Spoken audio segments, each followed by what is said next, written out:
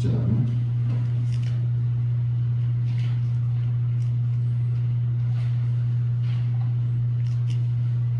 23절로 24절을 말씀드리겠습니다. 마태복음 6장 23절로 34절.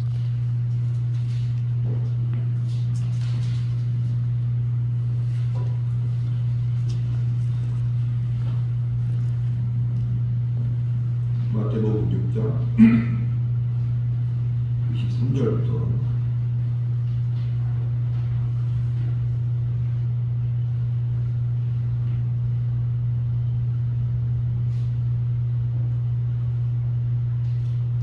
24절부터 끝절까지 보기서 조금 깁니다.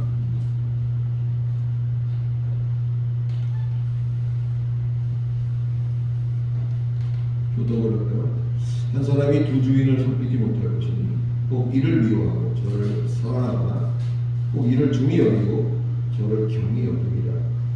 너희가 하나님과 재물을 경하여 섬기지 못하느니라.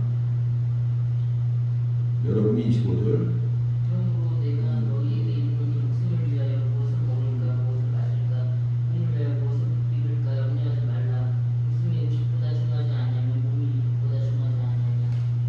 공중의 새를 보라 심지도 않고 거두지도 않고 창고에 모아들이지도 아니하되 너희 하늘 아버지께서 기르시나니 너희는 이것들보다 귀하지 아니하냐.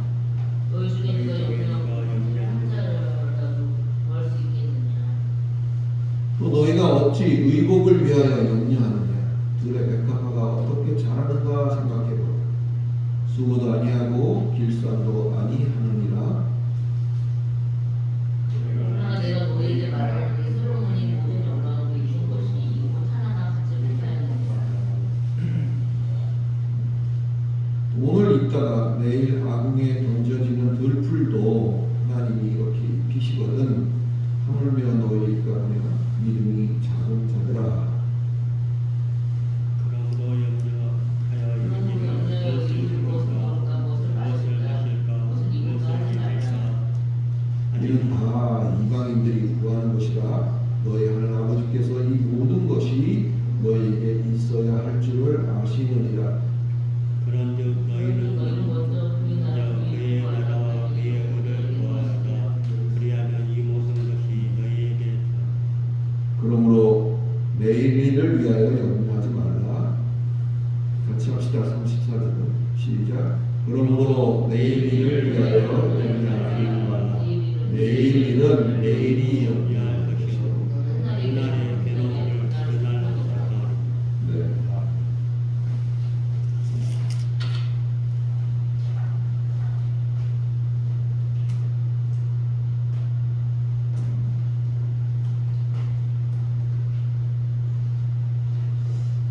뭔가를 같이 읽는다는 게 이렇게 쉬운 건 아니에요. 마음이 딱딱 맞아야 되는데.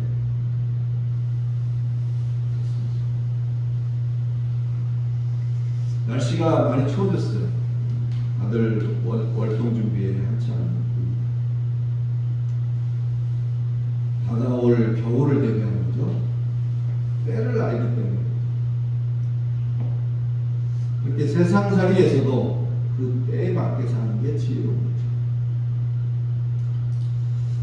하물며 하나님이 세상을 지으시고 우리를 그 안에 두시고 또 우리가 이제 장차 하나님의 나라를 영위할 수 있도록 우리 실력을 길러 가시는 것이 어쩌면 세상살이다 이렇게 정의해 볼 수도 있어요.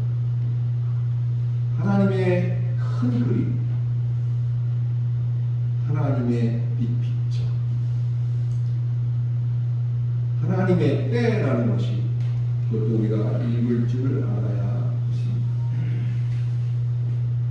그것이 우리가 이 땅에 태어난 이유고 소위 우리의 인생의 의미라고 저는 생각합니다. 성경은 곳곳에 그 하나님의 때에 관한 정보들을, 징조들을 담고 있습니다. 그렇기 때문에 성경을 읽으라 하는 거죠. 여러분이 어디 낯선 곳에 여행을 갔다 칩시다. 여행을 가면 여행 지침서가 여러분이 되게 도움이 되죠.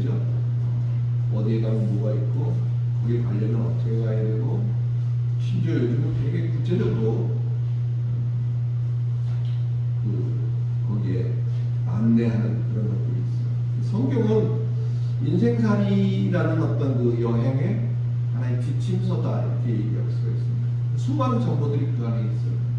그래서 성경 읽기를 권하는 거고 성경을 읽어서 여러분이 그 안에서 많은 정보들을 먼저 얻어야 되는 그런 필요성이 있습니다. 각설하고 산상수훈을 우리가 함께 살펴보고 있는데 어느덧 벌써 3분의 2 정도가 지나갔어요. 이번 기회에 여러분의 신앙의 폭이 넓어지는 그런 좋은 기회가 되었으면 하는 바람으로 이 작업을 우리가 함께 하고 있습니다. 사실 오늘 저는 참으로 어려운 설교를 해야 합니다. 목사이기 전에 한 인간으로서의 고뇌가 가득한 그런 부분을 오늘 건드려야 하기 때문입니다.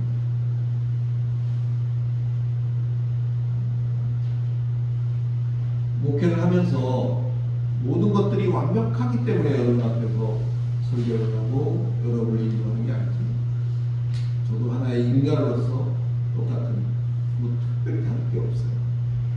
그런 고뇌로 저도 고민하고 할 때가 있고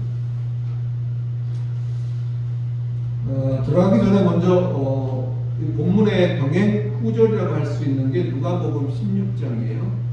누가복음 16장 9절을 우리가 한번 통해서 오늘의 주제가 뭔지 한번 볼까요? 누가복음 누가복음 16장에 나옵니다. 누가 손이 빠르신가요? 내가 너희에게 말하노니 우리의 재물을 불러 친구를 사귀라. 그리하면 그 재물이 없어질 때 그들이 너희를 영주할 처소로 영접하리라. 영주할 처소로 영접하리라.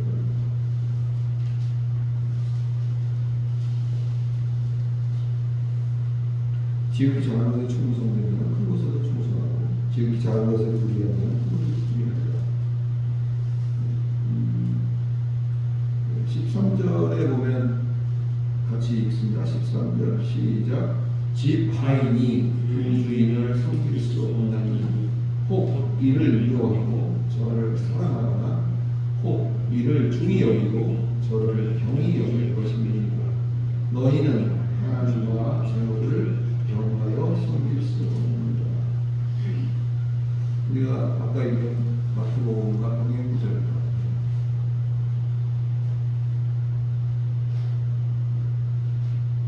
오늘의 제가 심각하게 생각하는 그 주제가 뭐일 것 같아요? 키워드가 뭘까요?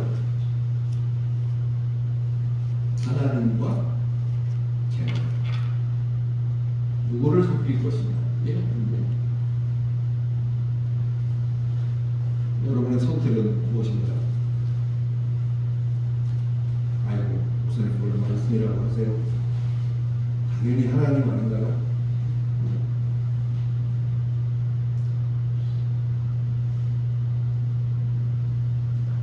같은 게죠. 이 섬긴다는 말이 둘로스라는 그 종이라는 것에서 나온 그 명사에서 나온 둘료라는 동사예요. 섬긴다. 그것을 우리가 안다면 좀 이해를 분명히 할 수 있을 것 같습니다. 다시 말해서 오늘 본문은 주인 대신 하나님을 섬기는 데 있어서 보다 현실적으로 쉽사리 그 주인의 자리를 차지하게 되는 요소, 그것을 경계해야 한다는 그런 가르침이다. 왜 내가 고민하냐? 제가 저에게 묻습니다. 그럼 너는 그렇게 하냐? 너는 거기에 이상 없냐? 그런 질문을 스스로에게 했을 때 많은 갈등을 하게 되더라. 우리가 답은 알아요, 그죠? 당연히 하나님이죠. 그럼에도 불구하고 우리가 늘 갈등을 하게 됩니다. 그래서 오늘의 주제는 24절에 말하고 있는 재물에 관련된 것입니다. 그런 질문을 하면 그래요. 나는 하나님을 섬기는 것이지 재물을 섬기는 게 아닙니다.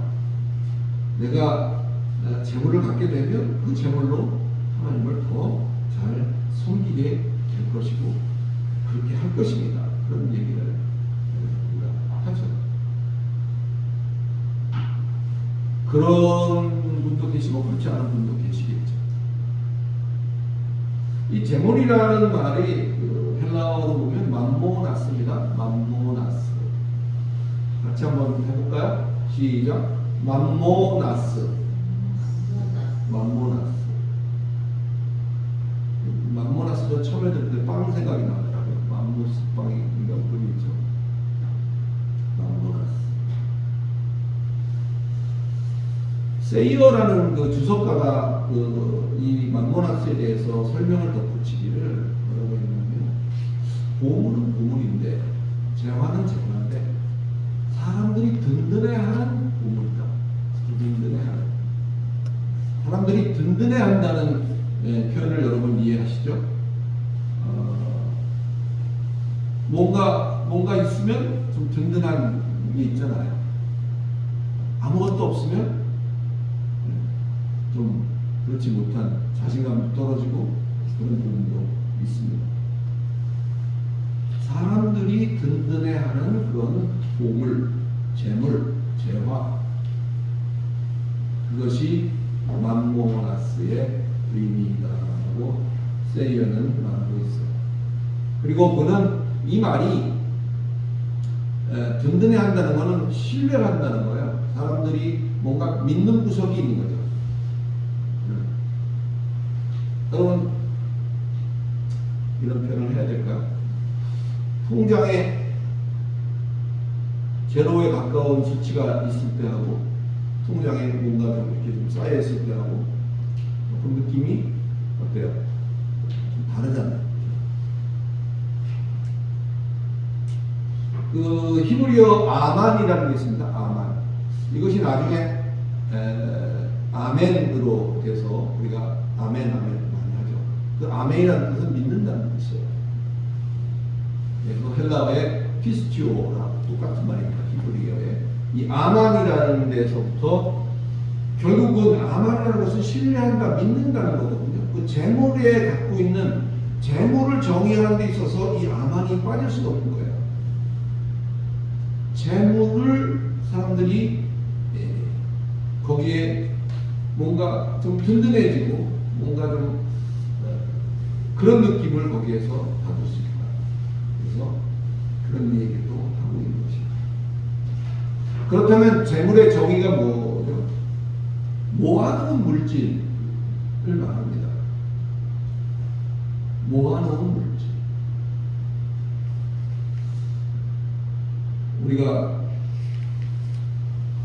주기도를 할 때 늘 하는 말 있죠? 일용할 양식을 주옵시오. 이 모아놓은 재물은 일용할 양식에서 넘어나는 그것이 재물이다. 이렇게 설명할 수도 있습니다. 그걸 따로 모아두고 있는 게 재물이다. 이 말의 이해를 돕기 위해서 출애굽기로 가보겠습니다. 출애굽기도 16장이에요. 출애굽기 16장. 오늘은 소리가 나오죠. 출애굽기 16장 전체를 한번 좀 읽어봐야 되는데 너무 길다 보니 어디부터 좀 볼까요?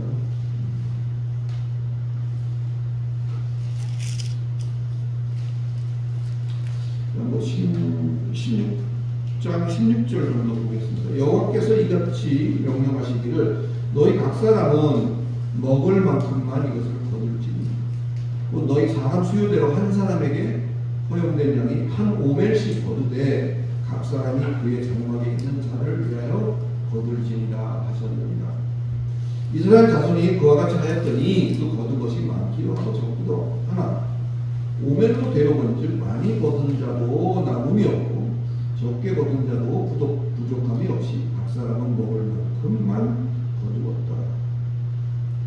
쭉 뒤에 보면 20절에 보니까 그들이 모세에게 순종하지 아니하고 덜어는 아침까지 두었더니 벌레가 생기고 냄새가 나니라 모세가 그들에게 노하니라. 이 얘기도 거기에 만나에 대한 얘기를 하는 거죠. 만나에 대한. 저랑 성도 여러분, 재물을 연합에 있어서 이 만나를 통해서 재물을 설명하고 있어요.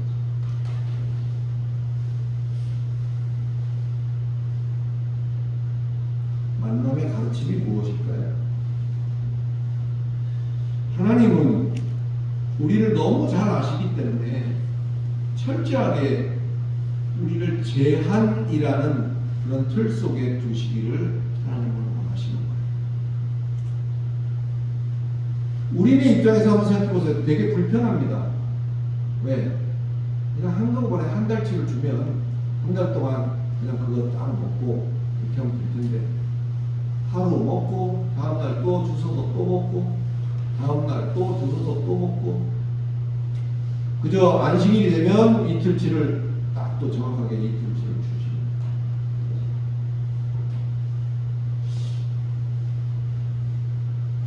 뭘 좀 할만하면 배터리가 떨어지는 거예요. 그러면 다시 충전기에 꽂고 충전될 때까지 기다려야 되거든요. 얼마 전에 뉴스에 나온 걸 보니까 요즘 사람들이 핸드폰 배터리가 떨어지면 한 50% 정도 이하로 내려가서 49, 38, 이 정도 50% 이하로 내려가게 되면 굉장히 불안해한다. 그게 요즘 현대인에게 생긴 어떤 트라우마 같은 거예요. 핸드폰 배터리가 50%한 밑으로 내려가면 이제 조바심이 나죠.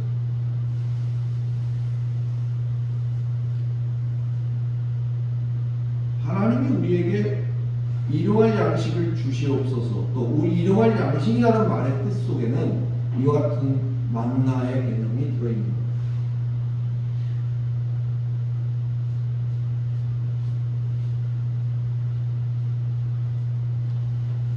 그러다 보니까 오늘 읽은 본문 중에서 24절을 제외한 나머지 25절부터 나머지 부분들 그것들이 우리가 전전긍긍하는 모습들을 보게 저렇습니다.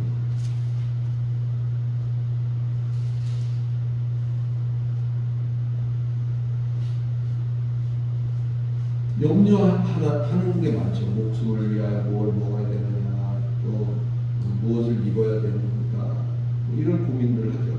26절에 보면 그러지 말라고 또 예를 들어주시죠. 공중에 나는 새를 봐라. 새가 뭐 그런 거 저런 거 하냐?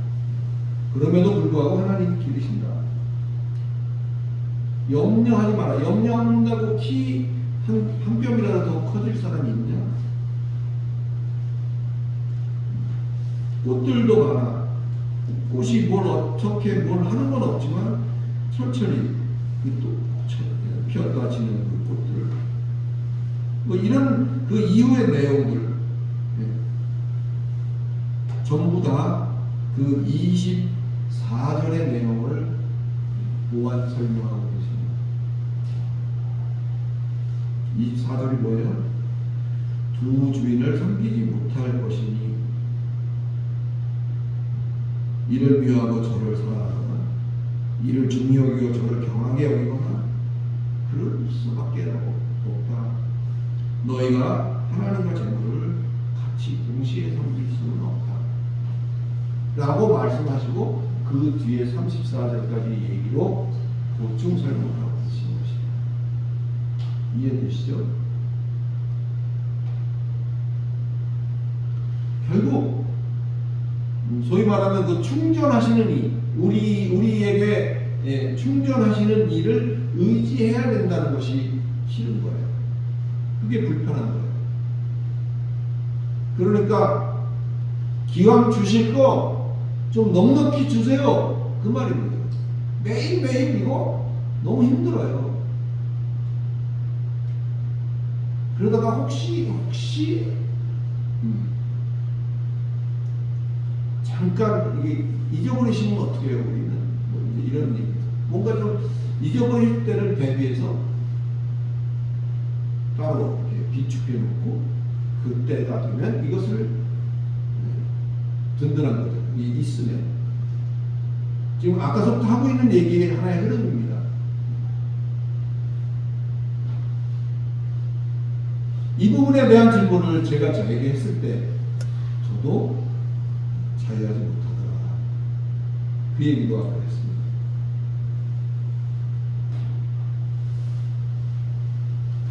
그렇기 때문에 만나도 정해진 양보다 더 거두어서 저장을 했고 그래 봤더니 그래 봤자 벌레가 나고 썩어낸다라고 안 거둔 말이 못하게 되더라. 이 신랑이 실갱이 어떤 것이 맞는 표현인지 모르겠지만 더 주세요. 그냥 하루 치료 됐다. 더 주세요. 됐다. 이 신랑이가 인류의 역사를 이끌어온 하나의 큰 흐름이다라고도 말할 수 있지 않을까요? 근데 보세요.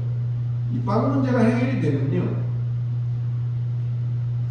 즉바로 인간은 자기가 누구인지를 망각하고 딴 생각을 하게 되고 말다.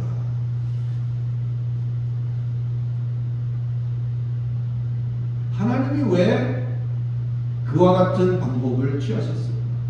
맞나? 한 달치 딱 주고 한 달 지나서 또 주셔도 될 텐데 왜 매일매일 그것을 거두어서 먹게 하시고 다음 날은 또 새로운 것들로 먹게 하시고 그게 광야 생활 동안 계속 반복됐던 거죠. 가장 큰 이유는 하나님을 바라보게 하셨다. 모아둔 게 좀 있으면 더 든든해하는 것, 그것도 또 다른 섬기이다. 섬기. 그러나 성도 여러분,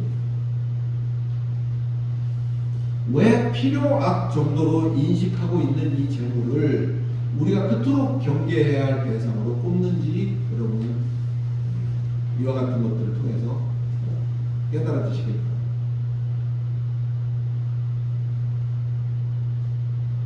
여러분은 어떠세요? 저는 어떨까요? 인간인 이상 어쩔 수 없는 마음을 우리는 먼저 인정하셔야 되는 거죠. 그럼에도 불구하고 몇천 년의 세월을 방전되면 또 채워주고 방전되면 또 채워주고 매 끼니마다 끊기우지 아니하시고 명맥을 유지해 오고 있는 그렇게 살아내려온 그 단순한 상징적인 이치가 바로 기적이라는 것을 또한 인정할 수 있으시기를 바랍니다. 그것이 믿음인 것입니다. 어제와 다르게 또 다른 내일 좀 더 다르게 우리가 신앙의 초고 시절이 있었어요. 지금 오늘날까지 오면서 하루가 달라지고 조금씩이라도 삶 속에서 점점 더 믿음의 영역이 넓혀져서 하나님의 나라에 걸맞는 장성한 분량의 성도가 또 장성한 분량의 믿음의 사람이 되어지시기를 바랍니다.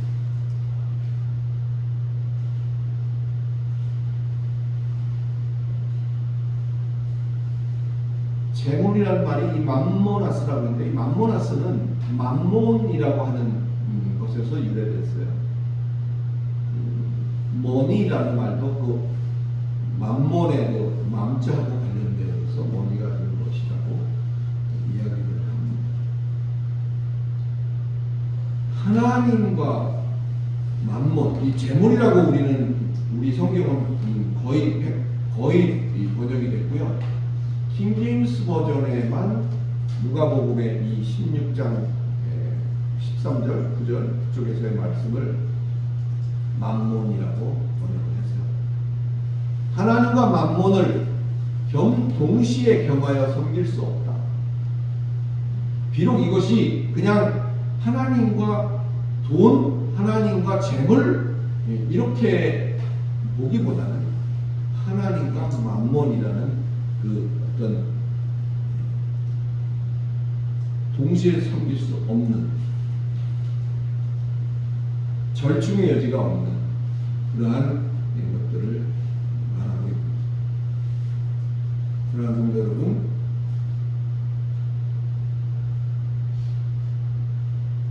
우리 무엇이 우리에게 주어졌든 간에 그 속에서 오늘도 일용할 모든 것을 주장하시는 그 하나님을 잊지 않고 그 하나님을 앙모하고 그 하나님을 소망하고 사는 진정한 복된 자들이 다 되시기를 그리스도 예수 이름으로 축원합니다. 기도하겠습니다. 오늘 하나님 은혜를 감사합니다. 육체를 입고 이 땅에 살고 있기 때문에 우리의 관심사 속에 하나가 우리에게 필요한 것들, 다시 말해서 재물일 수도 있습니다. 그 재물을 오늘 만나와 결부시켜서 우리가 이해를 하기를 원합니다. 과연 그 앞에 정정당당 떳떳할 인간은 없겠지만 그 연약함이 우리의 일부라는 사실을 인정하게 하시고 그 연약함을 긍휼히 여기시는 그 하나님을 바라보며 날마다 우리에게 채우시는 그 하나님을 소망하고 또 하나님을 기대하고 하나님을 바라보며 세상을 살아가는 점점 더 믿음의 영역이 넓어져가는 우리가 될 수 있도록 하나님께서 주장하여 주시옵소서. 그리스도 예수 이름으로 기도드리옵나이다.